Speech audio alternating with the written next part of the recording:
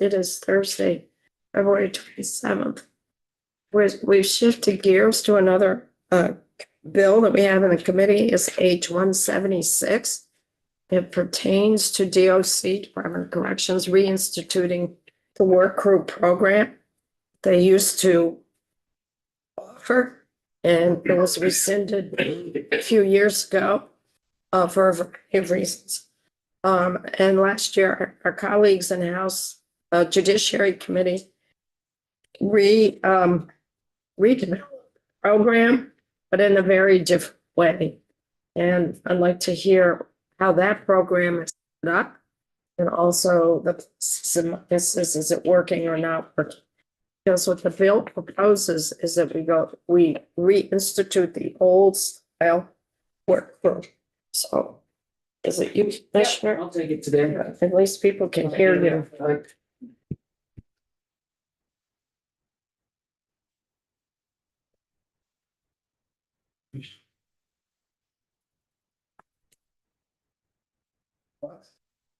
This number right there. You ready? We're ready. Yeah, so good afternoon, everybody. My name is Nick Demler. I'm the Commissioner of Corrections for the state of Vermont. The deck that is in front of you really focuses on the proposal. So maybe to the chair's request, I'll talk first about what work crew was. And it's been out of existence for a couple of years, as she mentioned.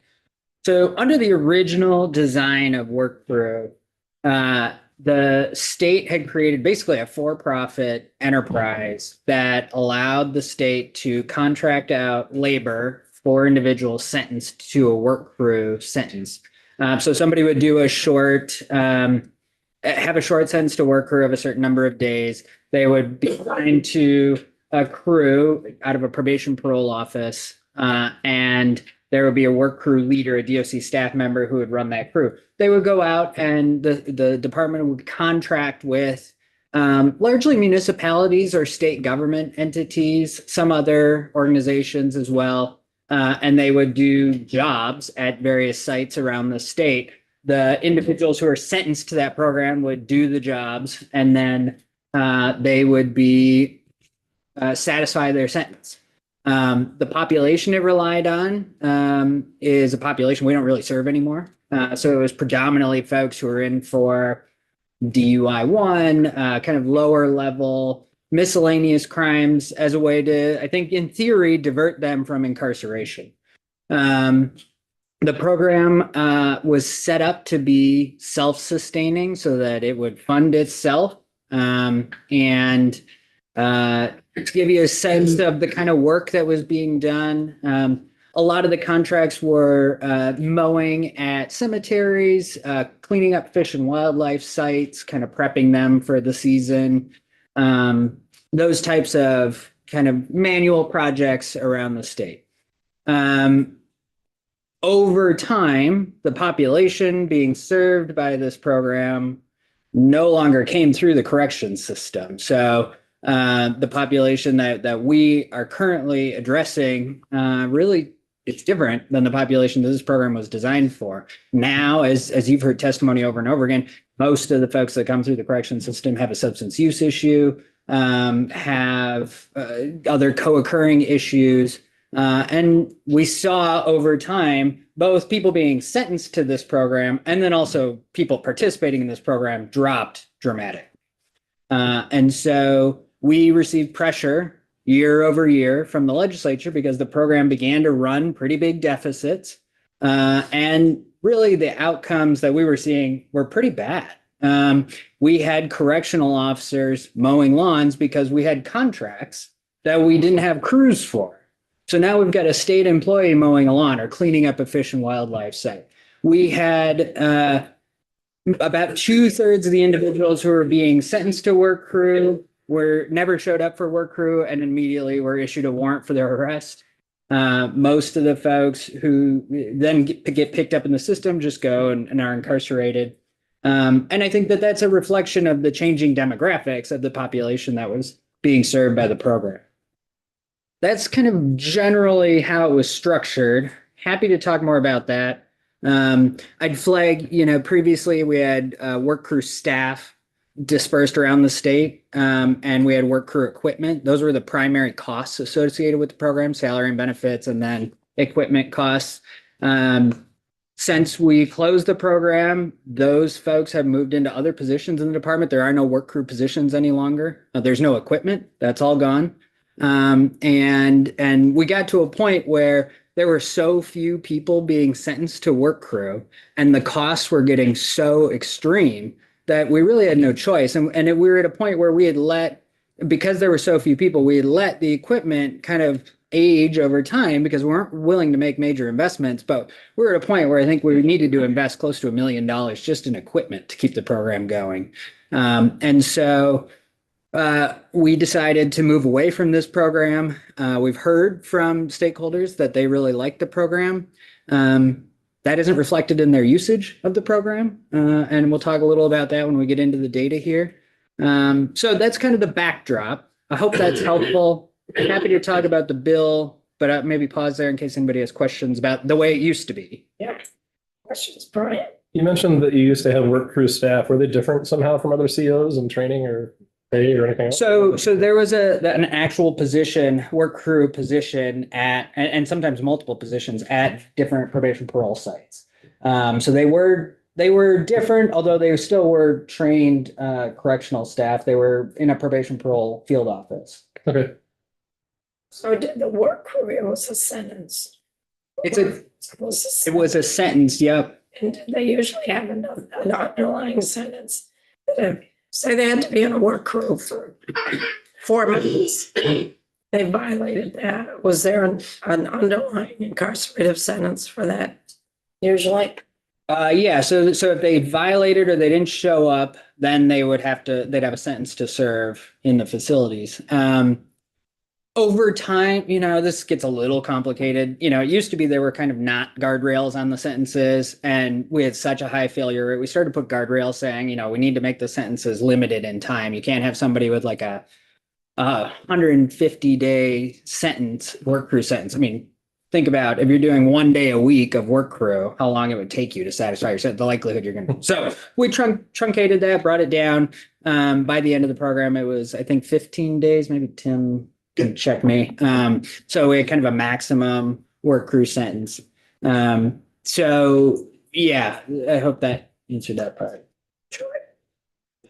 Were they ever paid any wage, the work crew? No. Because it was a sentence. Right. Okay. And I just want to make this point, and I just want to make sure I have this correct. And we have heard testimony this session that the current rate of pay for folks who are paid, who are sentenced and are receiving pay for whatever work ranges from 25 cents an hour to $1.25 an hour. That has not changed since we heard that testimony. Correct. Accurate? Yep. For folks who are serving a sentence. Yeah. So it's fair to state that folks who were assigned to work crew are paid less than even that, my word, exploitive rate that sentenced folks are paid when they're doing work inside the facilities. Right. They were paid zero. Zero. Yeah. Thank you. Okay. So, sorry. Yeah, do you mind just talking about the process for no-shows a bit? Like, so somebody doesn't show up, do you just call the court, or is there a second bite at the apple? Like, PNP calls them up and says, come tomorrow, like. Our staff would work with them, try to get compliance. Often they're not answering the phone when we're calling either after that. But they would work with them. But you can pretty quickly tell, I think, whether somebody's not going to show up. And then if they were non-compliant, it was set, this was their sentence. So if they were non-compliant, then they would be violated and there'd be an arrest warrant issued. Okay, thanks. Yeah. So the thing to remember here, Troy. No, I can wait. I have another question too around just liability for injuries and things like that. Who takes on the liability for the work crew if they're injured on site while working? That's a good question. I don't actually know the answer, but that's something we can follow up with you on. So the structure of the old work crew was really, it came from the courts. It would have been a sentence that the state's attorney, defense counsel, and the judge agreed, usually. There would be a requirement of a work crew, X amount, was it 2 weeks for X amount of time? And then it was really structured around the local P&P office that knew where there were some contracts with local municipalities or nonprofits that had entered a contract. Was it with DOC? Yeah. Specifically with DOC to provide work crew opportunities. Yeah, and it was labor. I mean, we were providing labor. So, I would think of it as distinct from community service, for example, where you'd go, where you would say you have 10 hours of community service to serve. Here are some community service entities that would accept that. Physical labor. And do you remember? And I want to do it pre-COVID because I know COVID really we sound so good here. COVID really. You write it down, maybe. Just whisper. Your translator. So pre-COVID, because I know COVID really slammed it. Yeah. But pre-COVID, could you mention how many employees you had directly worked, supervisor that were directly involved in the work group program, Mhm. and what the cost of the program was? Yeah, so we can get into some of that. Some of that's in the deck, if that's helpful. One thing before we go into this, I will just say, because the state's attorneys, the court, even the defense bar, to an extent, raised that they wanted a tool like this. We did work with the state's attorneys, a small group, to create a pilot program as an alternative to work crew. That is more focused on rehabilitative elements, the direction this body has told us they wanted us to go. And we implemented that program. It's available in 3 counties. I think there's pretty good uptake in 1 county, Rutland County. And 3 counties. Rutland, Wyndham, or Windsor. Windsor. Windsor and Washington. Rutland went. Yeah. And instead of using a work staff, instead of using work for equipment, the program is designed to leverage existing probation and parole officers to connect people with a suite of available options, and then they go and satisfy the requirement that way. So I wanted to flag that we did work on an alternative. It's certainly not the same program. It's more focused on, like I said, the rehabilitative needs, or connecting somebody with community service is an option, so that we still achieve that kind of reparative piece, but also connect folks with some type of service, and they're not, satisfying some contract obligation the state has. Can you have an example? So I think we talk about, it's called the alternative community sentence in the deck a little later, but an example would be somebody comes in for a charge that the court, the state's attorneys, and the defense counsel thinks is worthy of, trying to avoid somebody from going into incarceration. We offered community service, education. I think there's one other. And so somebody would come in, they have to serve out a certain amount of time doing one of those activities, and that would be in lieu of an incarcerated sentence. But it doesn't require a DOC work crew leader to wrangle everybody up in a van, drive them out to a site. It's much more individualized. And that's started, and we've had a handful of cases start already in Rutland County. And are any of those connected specifically to folks who have been impacted by the behavior? So a truly restorative sort of. How do you mean?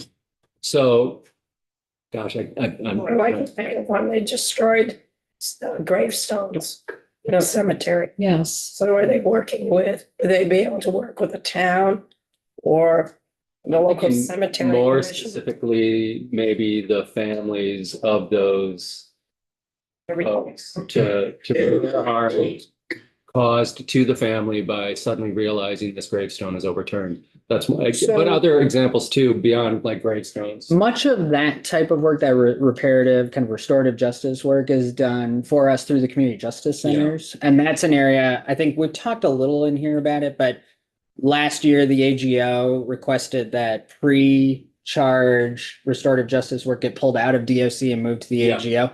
We then, and it was our desire to then use all that bandwidth to do more of the restorative justice work post-charge, post-conviction. So that's where I think what you're describing would live. There could be elements of that included in the ACS program, but I think that's the best Yeah, answer. to your okay, question. thank you. So some of the mechanics, so the chair mentioned, the department is opposed to this legislation. I don't think that the state should restart work crew. I don't think it's good for a variety of reasons. One, I think it's fiscally irresponsible. The cost of a program like this is astronomical versus what we get as an outcome. I also think there's some philosophical concerns. I mean, this body has told us repeatedly the direction it wants us to go, to focus on rehabilitation, focus on helping people divert away from the justice system, stay out in the community, and be more successful. This program wasn't doing that. But I want to start first with the cost. So, as I mentioned, the program was at best supposed to be cost neutral. And it since 2015 never achieved that mark. So since 2015, this program cost the state $11.5 million. By the end of the program, each participant cost us about $62,000. So a work crew sentence for an individual cost the state $62,000. We had, as I mentioned, huge equipment costs that needed to be replaced. And when we closed the program, we estimated that in order to run it another year, we'd need $3.6 million to run the program. So that alone, I think, really made us rethink our approach to work crew and just, hey, is what we're spending here making sense? And so DOC is responsible for helping the folks that are assigned to us, who are sentenced or sent to the Department of Corrections for supervision. And we were asking ourselves, is this program actually helping people? Because maybe then the cost is worth it. And our assessment is that it was not. So we had a lot of no-shows. I mean, you're essentially asking people to show up and work somewhere around the state. Usually they go to a probation parole office, they get loaded up in a vehicle and moved to the site and they do the work. But we're dealing with a population that has really complicated needs. And that alone was a challenge, getting people to show up on time. And we saw that trend change over time as our population grew more complex. And many of the folks, as I mentioned, have a substance use issue, which further exacerbates this. And then we're asking them to operate machinery or equipment, and you start to get into some real challenges with the program. To give you some context on the actual program itself, we saw a 70% decline in the number of work crew sentences from 2016 to 2023 when we closed the program. So the program shrunk by 70% in that time frame. That represents less than 2% of the population we're serving. So we were spending millions of dollars on a program that was serving less than 2% of our total supervised population in the state. And what is your total supervised population? Today, I think it's about 4,200 And that individuals. includes folks on probation, Probation, parole, furlough, furlough, all three. 4,200. So for folks who were participating in the program, 2/3 of them did not successfully complete it and were sent to one of our facilities. So there were more people who had a work crew violation than were being sentenced to work crew. At the time we closed the work crew program, there were 190 outstanding arrest warrants for folks for failing to comply with the program. I think that number today is down in the 160s, but we still have 160 active arrest warrants for people for not doing work crew. And we're now 2+ years out from when we closed it down. It's also, just to speak to the impact on the folks who are participating, we're basically asking them to step away from whatever they're doing to participate in this program. And so you think about individuals who maybe are stabilized or are stabilizing, but now you need to step away from work for 10 weeks in a row, 1 day a week, or step away from childcare obligations, education, they're missing medical appointments. And these were the testimonials we heard from people who had participated in the program. Is there any of that data for that identifies time spent away from jobs, especially to fulfill this role. So we could show you the total amount of time somebody who was sentenced to work crew was spending on work crew. I don't think we would have data to show, and that was in lieu of work Right, or okay. childcare or something, unfortunately. But you do have testimonials that worker had an impact on Yeah, those conditions. absolutely. Okay, thank you. There, you all, some of you have been on this committee for a while, know this stuff well. Some are new. The Council of State Governments helped the state work through the Justice Reinvestment Initiative. I think it finished in 2019. That was the kind of set the current justice system in Vermont to the way that it is. At the time, the Council of State Governments identified that work crew was the leading cause of reincarceration in the state. 46% of the technical violations being filed were for work crew. That was more than any returns for all of these other listed things I think that are on the slide here. So just highlighting that this was a primary driver of people going to jail, which, you know, if that's the outcome being sought, fine, but that's not how this program was built. The program was built as a way to keep people out of incarceration, not send them to incarceration. So I think it's important to explain what a technical violation is. Oh, sure. Because again, for new folks, who aren't used to DOC terminology. Yeah, so a technical violation is if you're an individual on supervision, usually it's when we're talking about furlough, but I think it can also be thought of when we talk about parole. A technical violation is a violation of a condition, a violation of some rule that we've set. A non-technical violation would be a violation of law. So saying you're out on furlough and you commit a new crime, that's a non-technical violation. You have committed a crime. A technical violation would be like you have a curfew of 9 o'clock at night. If you're not at your house at 9 o'clock at night, you're in violation. That's a technical violation. And those are governed differently under the law. So there are heightened rules around the department filing technical violations and the penalties that come with technical. And it's the department that makes that determination with a technical violation, and it's not the courts. As it relates to furlough, yep. And then the parole board, we would file that technical violation with the parole board and they would adjudicate that. So for furlough, that would be adjudicated by the Department of Corrections. And that's where the state has put a lot of guardrails around what constitutes a technical violation, what kind of penalty you can have for a technical violation, et cetera. So a couple other things. I mean, to me, this feels a lot like the the home detention conversation we had a couple of years ago. The department was spending a lot of money on home detention. We didn't see a lot of value in that program. We came into the legislature and tried to abolish home detention. This body, particularly this committee, told us, no, we want you to do home detention. In fact, we want you to do more of it, expand the program, which we did because we're good listeners. And so we expanded the program. We changed some of the rules. When we did that in this committee, we had 11 individuals on home detention. Today, we have 8. Yeah, but So we made the program bigger and fewer people are using it. So we keep getting asked to provide these tools, and yet they're not being leveraged for their purpose. I also say, I want you to think through a question that I would pose to you, and that's who's really being served by this? At the end of the day, it is my assessment that the work crew program is popular with our other Justice Department colleagues because it is a way to quickly move something out of the docket.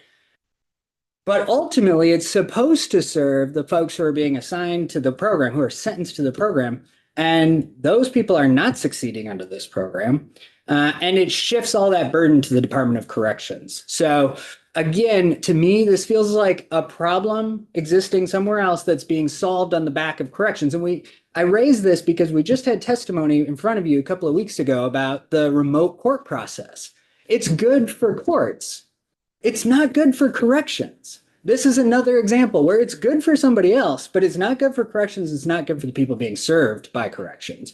And you have spent a lot of time advising and instructing us to get better at treating the folks who are coming into our system better, helping them rehabilitate, helping them reenter more positively, and sending them to clean, efficient wildlife site. Well, that's great for the state because our labor is a lot cheaper than them contracting that to a private vendor. The people are not being served well by that process. And so we did come up with an alternative, and it is not going to completely replace work crew. I'll be the first to tell you, but we designed this in close consultation with a few of the state's attorneys in the state. And it is working. People have started to be sentenced to this. We have had violations. We have somebody incarcerated today because they didn't succeed in the alternative community sentence program. We at least think that it is more rehabilitative in nature, which is, I think, our goal as a department. But in order for programs like that to work, people need to be referred to them. So I don't think it's fair to come in and say the program doesn't work when people aren't getting sentenced to it. The program's there to be taken advantage of if the courts and others so decide. So I'll pause there. That was a lot to throw at you. Happy to discuss any questions. My question's on this slide that we're on right now. It said right here that home detention was costing GOC $200,000 a year. Is home detention still active? It is still active. We have found a way, and some of it was in working with HCI, to decrease the cost by going to basically not active supervision of electronic monitoring overnight. So that was one way we drove the cost down. So it is a little cheaper now. It still, in my opinion, isn't working well, but we do it. What is HEI? Us. Oh, you. Us. And then Sorry. That's how we refer to you behind your back. I was like, Could be worse. yeah. And then the second part of that question, so home detention, you explained it. How is that different than pretrial supervision? What we're talking about? I'm assuming this is parole and furlough. No? Retrial. Home detention is someone who has been detained. The courts have said, bail is really high, or a person hasn't made bail. They are held in a correctional facility. And DOC, in working with that person, can say, wait a minute, this person really doesn't need to take up a hard bed. There may be a low risk to reoffend. And let's see if we could place this detainee on home detention versus taking up a hard bed in a facility. DOC would then go back to the court and make the case, and it would be the court that then would decide the person could be on home detention. The key for home detention is there's an appropriate housing situation for the person, and they are on electronic monitoring. Usual supervision is very different in that the person has gone through an arraignment and is released back to the community, has made bail, if there was bail set, but has been by the court released back to the community with conditions that that court has set. Right now, there's, up until the pretrial supervision, there was no DOC supervision. There was no supervision of that person at all, except maybe local law enforcement would be aware of something, and then they would see a violation or new crime. What we put in place last year was a rollout over a couple communities, and this year we got to look at it to roll it out over more communities, is DOC would be supervising that person in the community waiting for their court date for trial. They could supervise them with a phone call once a week, a check-in in the parole office once a month. And if it escalated, there was violations, they could end up in an electronic bracelet, and they could eventually end up on detention. But it was a way of providing public safety to our communities for folks who are pretrial with conditions that have been set, and there was no supervision of them in the community. So there might be no risk of the person, or a low risk of the person fleeing, but they usually, it's a unique population. They usually have very serious crimes. But the court feels comfortable that they could be in their residence with electronic monitoring.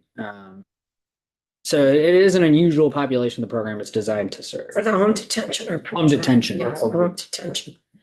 Joe, and then. In certain instances, does just a sentence of community service still exist? Just check-ins with the PO? Or is that not a thing? I think under probation, You Tim? can be very, very creative. Be very, very wide. You can be very creative. I would say there's a version of that could exist. Yep. Well, like yours, not James. Yeah, well, one question I just have is about what you have up there. So for brief, why would it cost $200,000 for home detention? I know it's not what we're talking about, but can you give Yeah. a quick version? So the way that it used to work is we would have somebody on staff 24 hours a day who's available to be called if somebody violated their home detention. Okay, so it's not, We asked for a statutory change that allowed us to go so that we don't actually have somebody on staff 24 hours a day. We check it in the morning.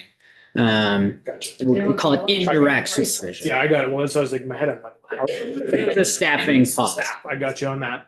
So the second part isn't really as much a question, but I appreciate where the commissioner is going with it. Work crew, I'm not necessarily opposed or for, but any work, this isn't the South in 1930, I suppose. No work chain gangs where you're scaring people stiff, so to speak. So our idea is to be rehabilitative. So the work should be, as you pointed out, related to some kind of rehabilitative activities, not just mowing the lawn. That's our So belief. I appreciated you pointing that out. So it wasn't a question as much as, anything like that. Back to- I appreciate the springboard that you just gave me. And that's kind of gets at what I haven't been able to put my finger on. And I did do research actually on what we have called these things in the past. Because this to me, and it's almost deliberately spelled out here in the bill, is another reinvention, right? It's the community restitution program, parentheses, we used to call this the work crew, right? We used to call this the chain gang. I'll just do this. Chain gang turned into work gangs, turned into community. These are currently being used. Community service crews, inmate work crews. This one cracked me up. Trustee labor. So you get to be called a trustee, a prison trustee. Well, let's just change it to that. Right, yeah. So restorative work programs, I have huge problems with our use of the word restorative when we're not actually being restorative. Prison work programs, sheriff's work program. Those are all the names that I found. And that to me is kind of at the heart of what's not working here for me. We just kind of keep doing window dressing. Well, let's call it this. Well, let's call it this. And it's essentially the same thing. In the past, it's been a chain gang. We didn't like that name anymore, so we turned it into a work gang. And we're still doing the same thing. We're paying people $0 to perform services that by and large benefit the state. And I don't know, I haven't seen anything in this bill that shows me we've realigned the principal goals of this program, other than to maybe clear dockets. I was going to ask you, what would you call it? But I don't, that's not a legitimate question. That's not a legitimate question. Unless you all want to weigh in, what would you call this time?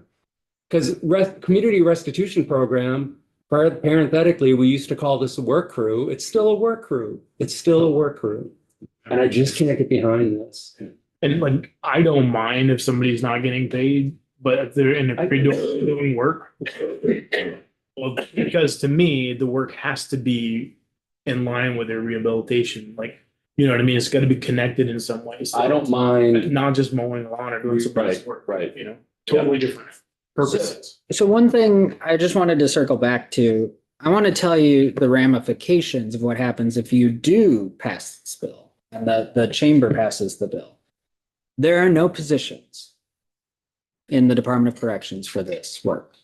There is no budget in the Department of Corrections for this work. We no longer have policy governing work crews in our department. So we estimated when we still had people and still had equipment, it was going to cost nearly $4 million the next year. I don't know what it would cost now. We don't have any equipment. The equipment's gone. We would need 15 positions. We would need at least $4 million. We'd need to go find all the equipment somewhere. And the bill, while I understand it's not an appropriations bill, doesn't contemplate any of that. It just says the department will do this. With what? It's not like we have people, in spades here. We don't have work crew equipment. We don't have the budget. So I know you all heard our budget testimony this year. We're going to be close to $230 million already without this program. And I don't think this program serves people well. So I don't want you to spend money on this. I don't want you to tell us to use our people for this. I think our people can be used for much better purposes. And I think our money can be used for much better purposes that get better outcomes and results. Not sure where you're spending this. But I'll be happy to do whatever you do. We have option on this bill. But coming here, we're going over to judiciary. I asked for it to come here, we can send it over to judiciary. I think I'm good right where it is. No, I do feel strongly about it because I want the department to be doing things that are really successful. And we have really tried to reorient this department in the last 3.5 years to be a corrections department, looking at the future, trying to get this right, trying to help people through our system. And where we found things that we didn't think were achieving those outcomes, this is out of alignment with our values. And if this body tells us to go back and do this, I will have a very strong issue with that. I think 2 questions. The first, if you were to hire those 15 people, how much is that approximately per year? Is that like 100? Or? Yeah, I think we estimate about 100 with salary and benefits, 120 maybe. Yeah. We would need the positions, though. We don't have the position. Yeah. No, I just want to be able to Also, talk to people about in like addition what to else the would we use budget. that money on? That's two. Yeah. The alternative community sentence, the menu of set options. Can you say more about that? Yeah, so I think I can bring you, we just finished the policies. Policy's been promulgated, and it lays it out. I think there were 5 categories off the top of my head, but it was community service, treatment, education. That's I feel like I had 4 a minute ago, but we can certainly provide that policy to the committee so you can see that and the mechanics of how the program works. yeah. And maybe I should just wait for that. But like education, like what would that mean? What was that? Well, so the Department of Corrections can provide free community college education to any incarcerated individual in the state under a $5 million federal earmark. So that would be one option, is to connect folks with CCV classes. If one of the issues is I'm committing a retail theft because I don't have resources, but education may help me get on a path towards having a good paying job, then that seems rehabilitative in nature. It also gets people directed towards a more positive. I think what we're trying to do. And so you would not be incarcerated and doing these classes. You'd be doing No. classes in lieu of incarceration. Right, but if you're under furlough, you're technically incarcerated. Right. It's an incarcerative sentence. okay. And now we've expanded the program slightly. We don't have to go into the mechanics of that, but for folks who aren't ready to leave, they get access to that program for a year after they leave Yeah. incarceration. So that's one example, but there are other ways that we could get access to educational. So you'd be services. sleeping at home with somebody checking on you that you're doing this alternative. Connor, Was the program ever cost neutral, Commissioner? It was designed to be, but like Yeah, pre-2015 it was? 2015, I think it was neutral, and at times I think it made money. But much like the industries program, if you remember when we took apart Vermont Correctional Industries, these programs basically atrophied over time and our population changed, and they just didn't keep up with the models that work today. And so, yeah, years back it was cost neutral. Actually, it's not a question. We just talked about this. Can we hear from Tim? we're getting there. Yeah. I don't want him to run out of time, and I really don't hear. Other questions? So you just got put off the hot seat and Tim got put up. And I know we You're have, welcome. and we have Patrick Healy, who is from the Green Mountain Cemetery here, that did work a lot with the old structure of work crew. And do we have Tom Griffin? Is he still on? Yes. And last year, there were conversations going internally between DOC and the state's attorney's office trying to figure out how we were gonna go forward with the work crew model. And then House Judiciary took hold of it and came up current model. And that is being implemented. And I guess you could talk about your experience and the state's attorney's experience with the old model. And then you could also talk about the new model is or is not working. Maybe it's working in one area and may not be working in other areas. Absolutely. So Tim Leader-Duma, Department of State's Attorneys and Sheriffs. I want to preface this by saying the utmost respect for the commissioner. It's good to sometimes debate friends and colleagues, and I'm not trying to have this be a debate. All 14 states' attorneys want the old work crew back. Doesn't mean I don't care about the cost. I do. And honestly, we learned a lot about the cost through the and it was very illuminating. All 14 states' attorneys want this program back. And it isn't just because of the backlog. These individuals, this is not a rehabilitative program. It is not designed to be a rehabilitative program. It is an incarcerative sentence. If you show up and do the work or go do something, it doesn't have to be work. I'm looking at you just because I know you had a strong reaction to the wording. It doesn't have to be work. The certainty of the sanction is why the program worked. I personally used this hundreds of times in offers. I would say I offered it a few hundred times, and I probably cleared 150 cases with it during time periods where I could use it. During COVID, it was suspended. So using data during that time period is not something that I would do long term. If you wanted to see the utilization, I would look up through 2019, early 2020, and then that's really where I would stop the utilization question. There was also time periods where it stopped and started, also time periods where it stopped and started in certain counties. So, for example, there was a period where Bennington County had zero sentences for work crew because it was not available. So there would be a large asterisk next to Bennington County because it wasn't available for sentence disposition option. It's something that right now, 23,000 cases, these cases are not going to trial. They're repeat offenders, misdemeanor cases. They failed out of diversion. They are too impoverished to pay fines. And this was an option to resolve their cases. Many of the individuals that I resolved these cases with were for repeat individuals, and they were banging on my door, not the other way around. Hey, we don't want to go to trial for these 17 retail. We want to go to work crew. And the victims often, and we haven't talked about victims yet in this conversation, but the victims often were very happy to know that it was wrapped up and that there was accountability. And from my perspective and the perspective of Judge Sone, who last year testified to this exact fact, the individuals who are on arrest warrant status, that is a predetermined known consequence of not showing up for work crew. And it's a very simple consequence. And it's something that they know going into it when the judge is sentencing them. Do you know that if you do not show up, you're going to be incarcerated? The maximum of 50, my one comment on the bill, it shouldn't be 20 to 60 days. The maximum should be 15 days. So we know that's the max that we can negotiate, because at the end of the day, these can occasionally happen with felonies as well, but it isn't just a dispositional tool. It is an accountability tool.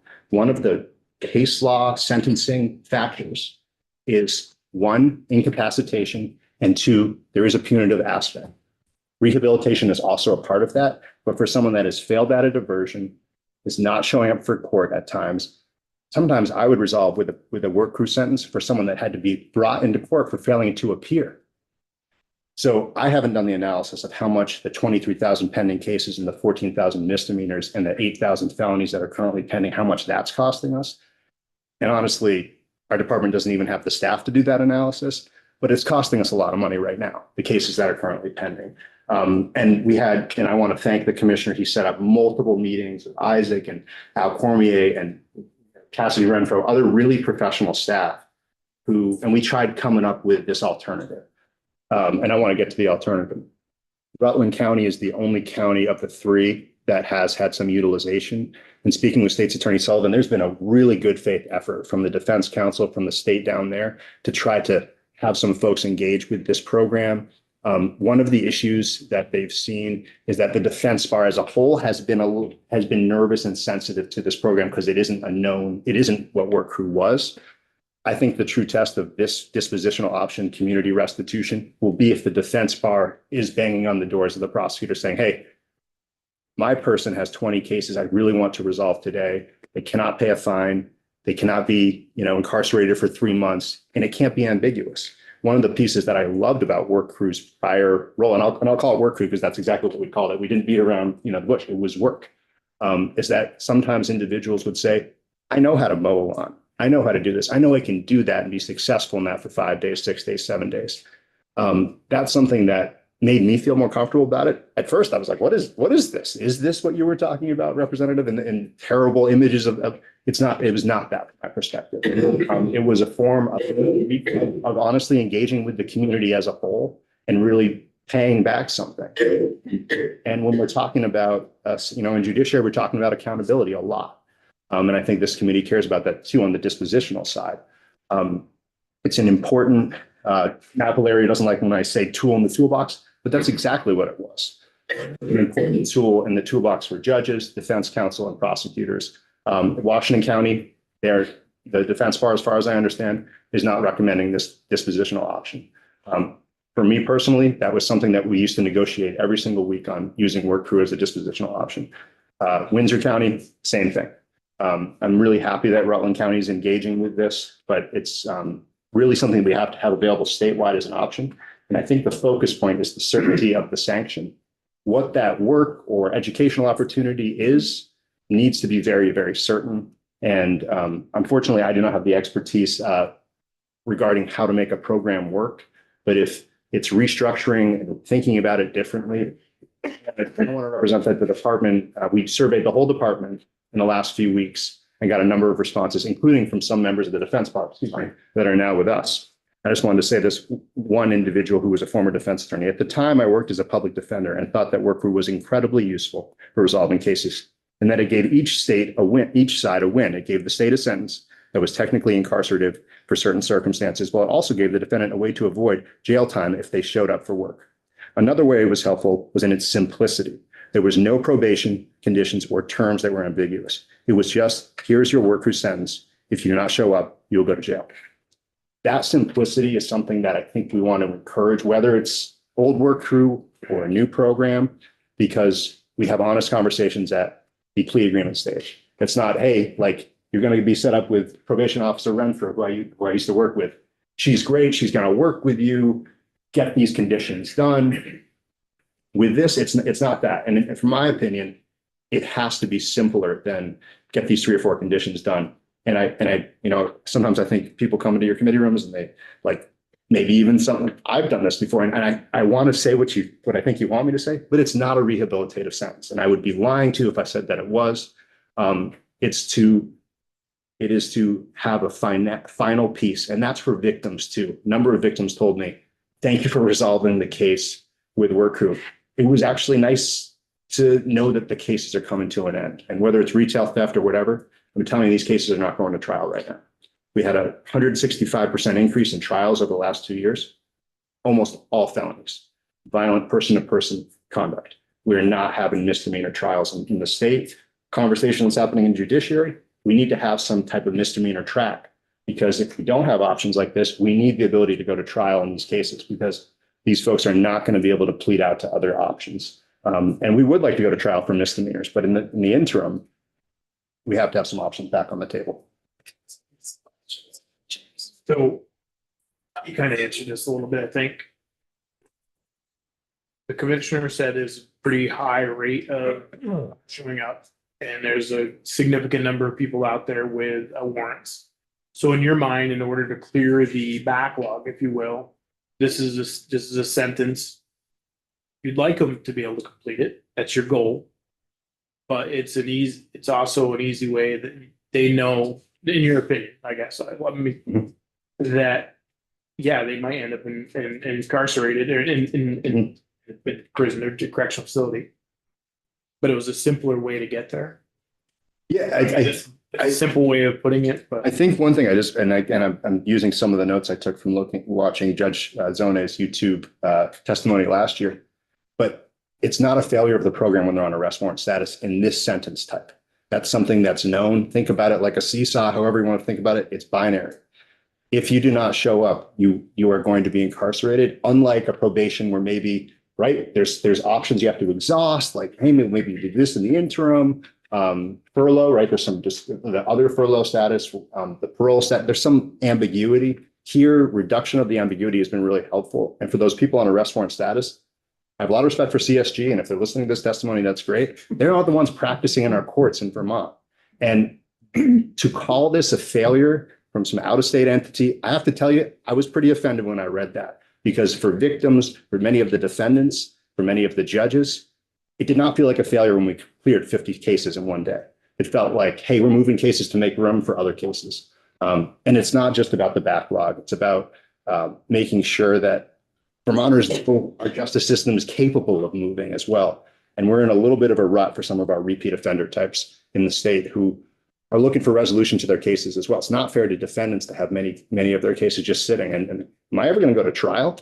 I mean, it would be great if we could tell people, hey, you have 5 pending cases, your trial's in 10 days. We can't tell that to people right now. Sean and then Troy. So what are these kids charged with that get sent to work through chain gang? Not chain gang. We don't have that in Vermont, but No, I know, you missed it. It's an evolution. Oh, sorry. So the work crew sentences that I most often saw that I was negotiating with, or that I was getting asked, hey, no probation for my person, right? Not going to be successful in probation. They failed at a diversion. They want to do work crew. A good example would be a retail theft. Someone who's repeatedly had a retail theft and they have no ability to pay back the restitution to those store owners. They have no ability to engage with things like, honestly, don't commit another crime again in the future. Like that sort of thing is hard for some people, honestly. And we see it. So retail theft, disorderly conduct, right? And even something like an aggravated disorderly conduct, which sometimes some of our domestics have pleaded down to aggravated. A public dispute between 2 people can be pled down to an aggravated DC. Some of our pled down more serious cases where witness no longer wants to go to trial and testify against their brother-in-law, right? Or their spouse. Way to resolve the case, amend down and resolve for something like a work crew. So why does DOC have to take it? Why couldn't it go to the private sector? Why couldn't there be SDR and take some of those guys and explain that to me? Well, 2 things. One, I see the president of the DSCA.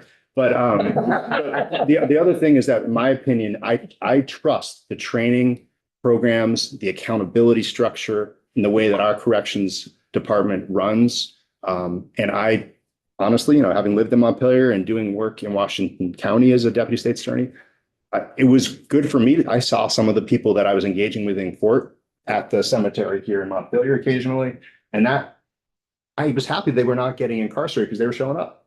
On the other side, if they weren't showing up to work, it was good knowing that a state employee was the one, not the private sector, but a state employee was the one saying, you know what, this person didn't show up, I'm going to ask for an arrest warrant. And for me, I trust my state employee population, and not that I don't trust the private sector, but I know that they have sworn to certain things and they have a certain set of high standards that I really trust and appreciate. And they can be called in as a witness for, like, example, a VOP for people that are on probation. One of the best witnesses we can possibly have in the state of Vermont is probation officers for things like violations of probation. And that's the population I trust to supervise people. Yeah, thanks. Yeah. Troy and John.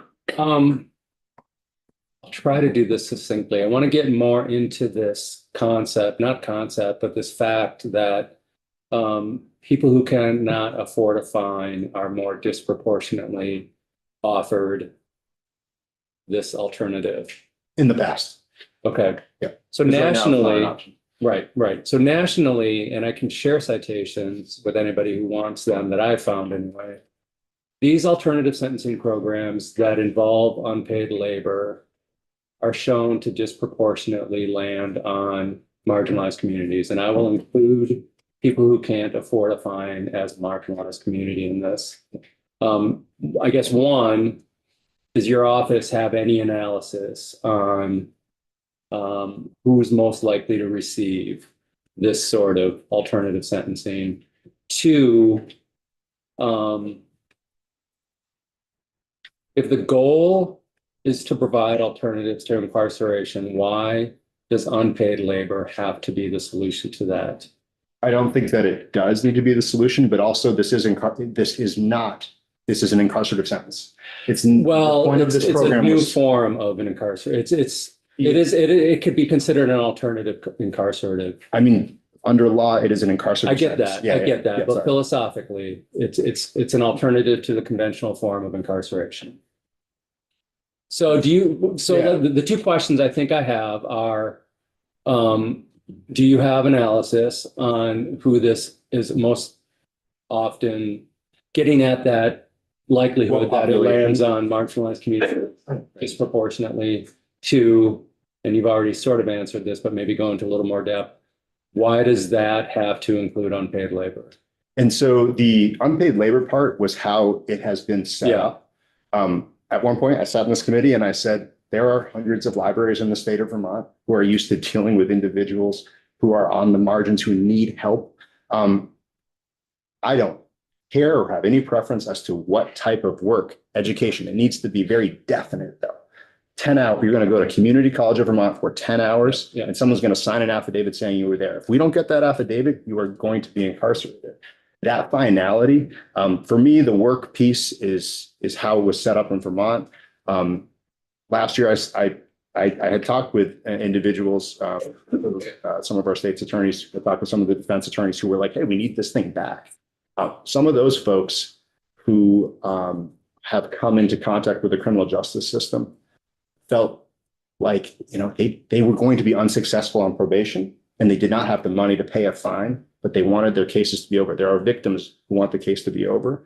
And so that population, we don't have statistical analysis center in our department. You're looking at it with actually the state's attorney from Rutland, who has an uncanny statistical data analysis for judicial data. We look at each case on its face, case by case, and the judges are the ones who impose this sentence. We're at the table with defense counsel, bringing these to a judge, and it's a judge who signs off on these sentences. We do not have the ability to sentence on our own. But the population has exhausted other rehabilitative remedies. And this state, you can be really proud that you have so many options: diversion, pre-charge. And when it comes to post-charge, we have all sorts of options with our local CJCs. And you've worked on some of that over the last couple of years, expanding that. We have lots and lots of options for rehabilitation. In some of these cases, the victims are not going to want to, as you said, the rehabilitative model, the restorative model.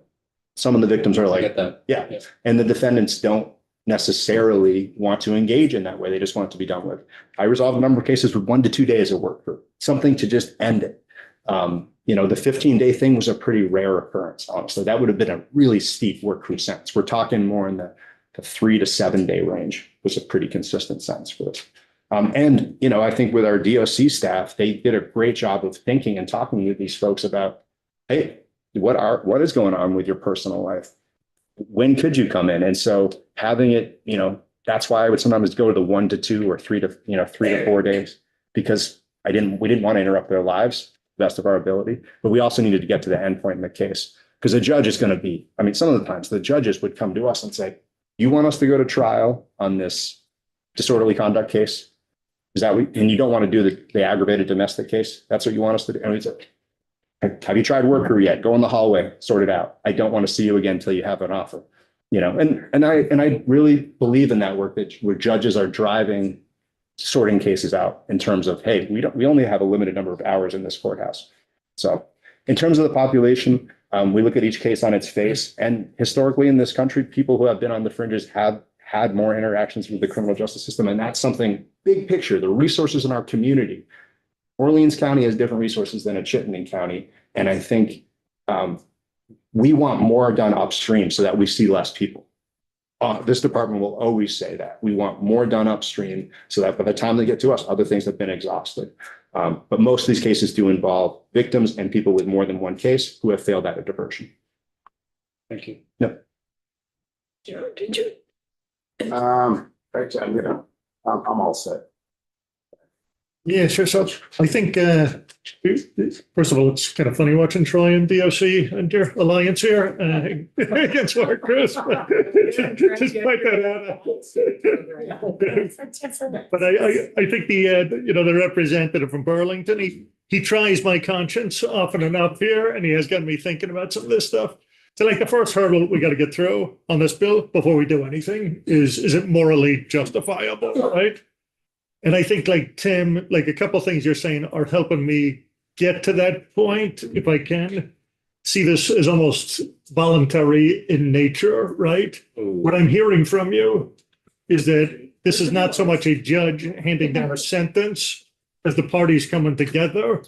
And despite being a very tough guy myself, right, of course, if I had the option of being incarcerated or mowing a lawn for a few days, that would be less scary for me. And that would be, what? Being impressed. No, like mowing lawns would be less scary for me than going into the clink. Yeah. So, Whatever. Oh, the clean. Let's continue the choice, right? That's a false choice. What if you also had the choice to mow lawns for money? What would you choose? well, so that's not on the table right now, right? That's your problem. But even as it is now, I would take the work. I would feel safer in that environment. I would. And just to your point, John Campbell, my predecessor, talked about the idea of Learn Crew. And guess what? They have, as a part of their new program, educational opportunities. Now, I want to applaud that because that's a really creative way of thinking about what to do in the future here. I think part of our issue is they've done a lot of work. They talked with myself and a few of the other state's attorneys. Sometimes there's 14 different opinions across the state's attorneys on how this thing looked. We tried our best on some of that. It's not getting as much pickup as I want. Rutland, I think it was less than 20 of these dispositional sentences were picked up. And there's a straight up, basically, we're not doing it from some of the other defense counsel in the other two counties. So for me, despite really good efforts, lots of time that we spent last year at your direction, Madam Chair, I think it's going to be more successful when we're getting knocked on our door by defense counsel, because it is most of the time when it was working, most of the time it was defendants and their defense attorneys saying, can we resolve this for a work crew sentence? And if we call it something different, which again, this legislature on a regular basis changes language that then becomes a part of what people use. And I think that's a good use of your time. And, we're making sure we don't have two options in terms of he, she in our statutes. We update those all the time, him, her. It's the person, the people interacting with the system. In this circumstance, the finality is what we want. And some of the policies that the commissioner had in place previously, I think I read them and I thought they were quite useful. Can they be adopted or adapted? And it's throwing more work on the department, but can they be adopted or adapted to have it not be work crew, but something else that has the same finality? I think that's what I want to get to: simplicity and finality. And all of our state's attorneys, who rarely agree on anything, right, all want work crew in some form back. So Can I just follow up? Right? Yeah. What if it was paid, like Troy's saying here? Does that impact sort of you at any level, or would you be agnostic on that? I mean, for me personally, Show up probably more, right? yeah, I think again, this finality and the simplicity is what's most important from my perspective. And again, there's no money tree growing in the backyard of the State House, and I get that. Our department is in desperate need of positions and resources, so I don't want to. Oh yeah, just do whatever is, But at the end of the day, the simplicity is what really drove its success in the past. And the state's attorney from Bennington reminded me as I came in this morning, there was a time period where I didn't have the option to use it. And so looking at that time period from a data perspective was not something that she wanted me to say it today. And I wanted to make sure you were aware. Thanks. So we got more questions, Sean and Brian And Joe. and Joe. Did you have? I have to pick up my kiddo early daycare. Does the kids who come from work crew, or the people coming out of work crew, is there any data that shows that it worked? They never went back to do anything bad again in their life. Two-parter. One, we put in a recommendation this year. Definition of recidivism means that you have to be incarcerated for more than 1 year. Most sentences in Vermont are for far less than 1 year. So our current definition of recidivism is broken and unhelpful. The second part of your question, so we don't know. The second part of your question is that things like expungement and sealing make it incredibly difficult to figure out if someone has come back through the system again. But in terms of the success of clearing cases, I can tell you it's a proven tool to move cases. And as I've stated, it's not a rehabilitative tool. A lot of what you talk about is rehabilitative. Probation has that. Furlough has that. Time in the incarcerative facility where they have access to treatment at really incredible levels. there's a lot of options. This isn't that. Yeah, yeah, absolutely. Given the kid pickup, these could be rhetorical if necessary, No, but no. I would see if you have anything to say. You're agnostic about the work thing. Why then can't we go with this new idea and say it's been a sales problem so far or an educating people problem, right? You don't care if it's that as long as it works. I think as long as you get pickup and I think one of the issues we've seen, that I have some friends in the defense bar in large numbers, which can come as a surprise to you, but they have spoken to me about, at least in Washington County, and there's a bit of ambiguity in terms of the sanction right now that was a little bit of a red flag for them because there's some discretion, and I trust the commissioner's discretion, but there's some discretion in terms of if you don't complete community service. The other issue is that community service sounds good, sounds nice, has been a bit of a problem even under other sentence schemes. Judges used to roll their eyes at me when I said, can we do community service? I say, how are we going to track 32 hours? They're getting sentenced. So we got to bring someone who's been sentenced back to the court for a VOP for community service. It has some issues, even though it sounds really good. And I would say the other piece that we've seen is I would love it if there was major pickup in what's happened. At our all states attorneys meeting in the fall, they said, Tim, we need this across the state. Maybe if it was across the state, there would be a larger pickup. Right now, we have a sample size of 3 counties, which I think was designed to see if there was pickup. I would want the defense bar, people in the field, hundreds of cases assigned to them, to say, here's the issues that I have with it. Ambiguity of the sanction, right? Or something like that. Some of the design features that old work crew had was real clarity for the defendant. And a defense attorney is not going to probably negotiate on something that has a little bit of a question mark on the end of it. And that I heard is some of the issue with it, at least in terms of Washington County's lack of pickup. Cool, then we need to talk to them. And the other one is these 15 positions at 100K or 120K, if you had that money, you talk about money's not growing on trees. Yeah. How else could you see that helping in the system, you or whoever? Yeah, Would it not do more elsewhere? I mean, from my perspective, again, this population that I saw were folks that had exhausted other rehabilitative options. They're going to keep coming back. Yeah. This group is going to keep coming back. And if this is an accountability measure that drives them to not show up again one more time in the future, one little data point of non-recidivist behavior, some desistance, it saves money in the future. I don't know. I think the commissioner has a huge job of overseeing the current incarcerated population and the supervised population. So I don't know in terms of how that money could be best used. I think some of that money should be used to reinstitute this type of programming again. And again, CSG is listening. It's no disrespect. It's just that in the ground in Vermont, our folks are really trying their best to move cases, and they just don't have all the options they used to have. Yeah. So I understand the DOC's budgetary concerns, among other things. Yeah. And I also understand the need for there to be some kind of finality in sentencing, and that there should be some consequences for negative behavior. And I think there are a lot of people in our state who feel that there's more empathy for offenders than there are for victims. And I happen to be one of them. So what would the barriers be to there being some kind of community service program, aside from the bench, that's administered by a PO? There's some sort of sign off from a 501c3 or a municipality. Right. And you have to do X number of hours in a certain period of time. And that is essentially how current community service functions. One is finding places that are going to accept persons into those types of environments. And the second one is, I think making sure that, hey, it's been 4 months. How long does it take to complete 30 hours? Right? There's sort of like, you've resolved the case, but not really, because it's still dangling out there. That's part of the issues with like a probation community service or a furlough community service. It kind of dangles out there. Now, with what the commissioner has designed, I think there is some timelines in place where if you don't complete it by that time, then some of the sanction comes into play.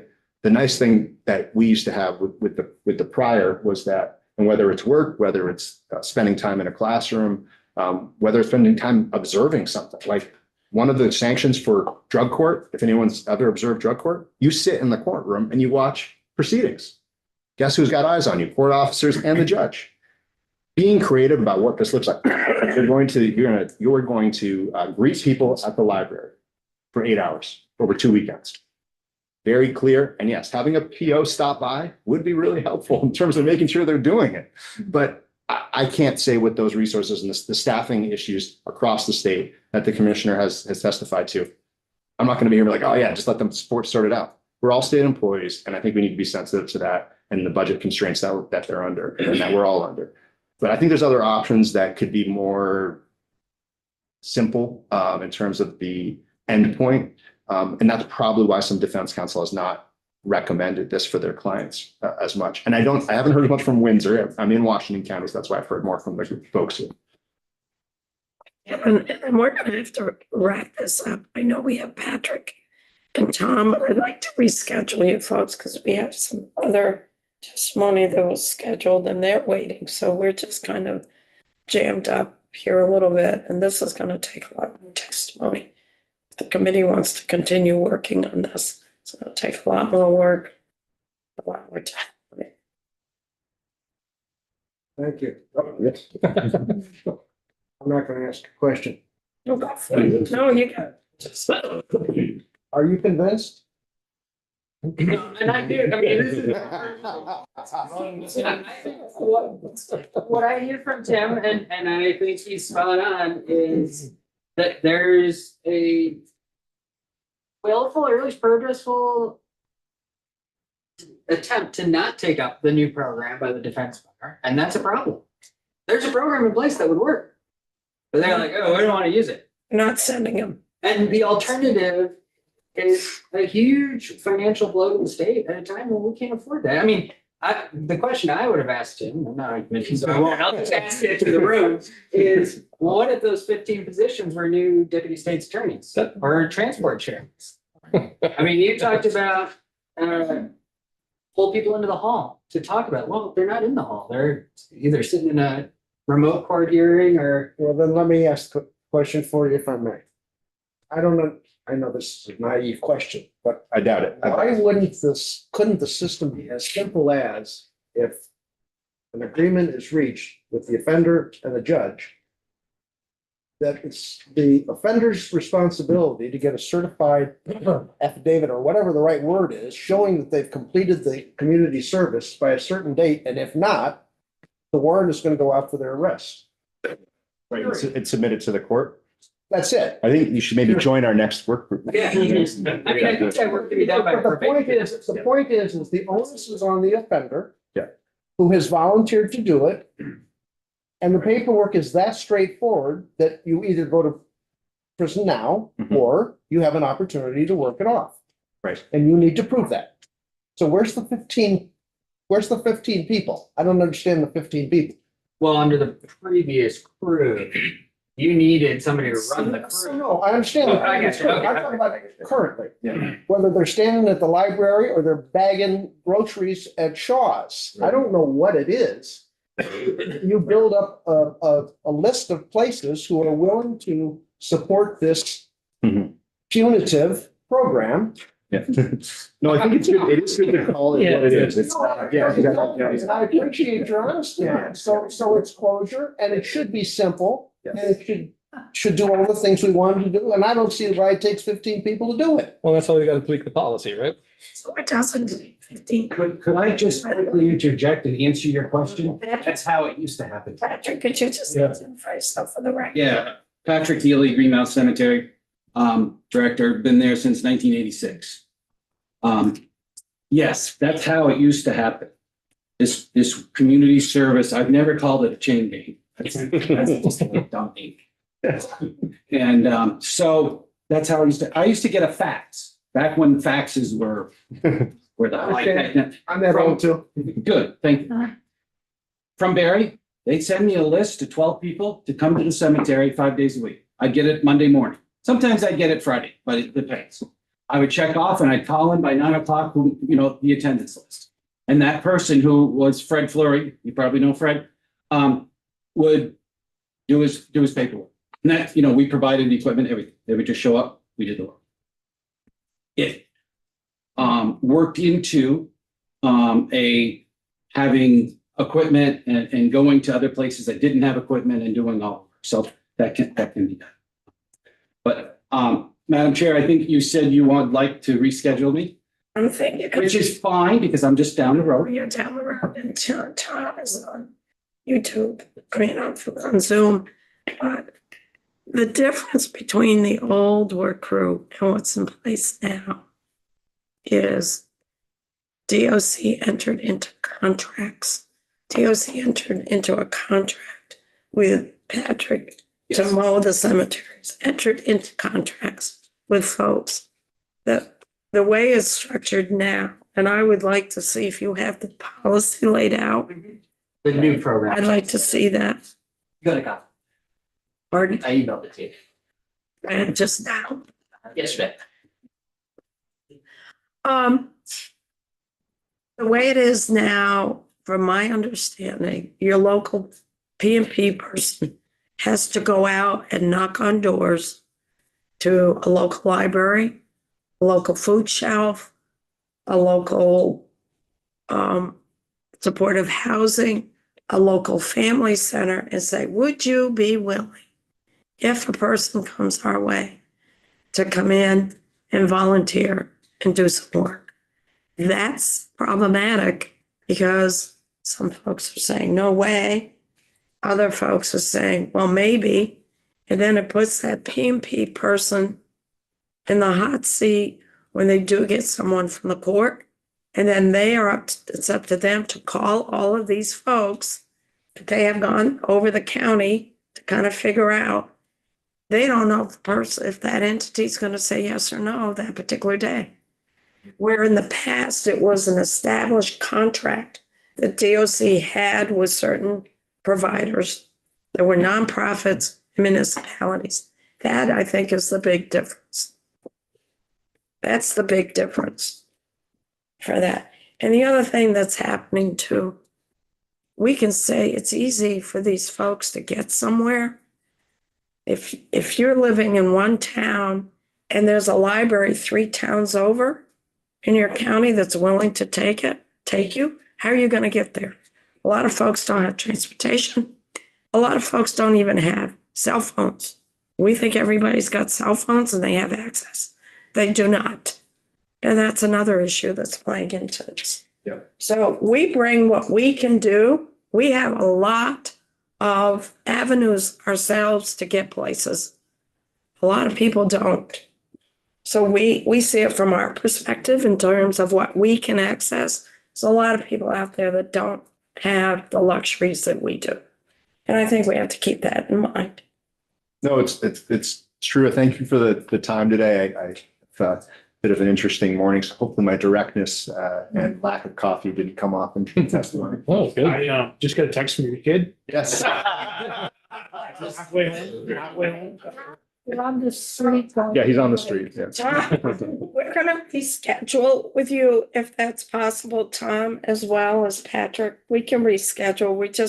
We're half an hour late right now for the next thing that we need to do some work on, but we need to discuss this as a committee as well to see where we want to go. This is not an easy decision whatsoever.